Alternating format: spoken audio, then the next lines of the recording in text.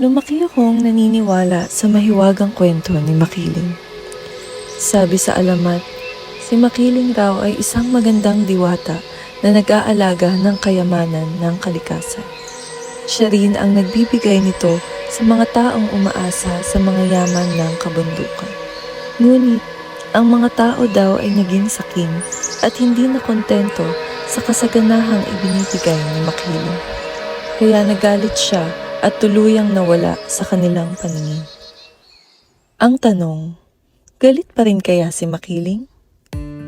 Lumaki akong nakikita ang ganda ng mga kabundukan, mga ilog at katubigan, mga simbahan, lumang kabahayan, mayamang kasaysayan, mga likhang kamay at ang kalikasan. Dito rin ipinanganak si Dr. Jose Rizal, katunayan na kami ay may likas na kabayanihan. Masasarap ang pagkain, mayaman ang kasaysayan at iba't ibang industriya ang nag-uusbungan.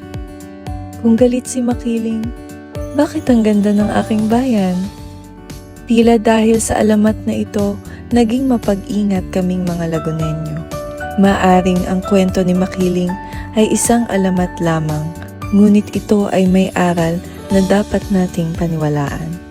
Kung namumuhay lamang si Mariang Makiling sa kasalukuyan, alam kong masaya siyang makita na napag-ingatan namin ang kanyang yaman.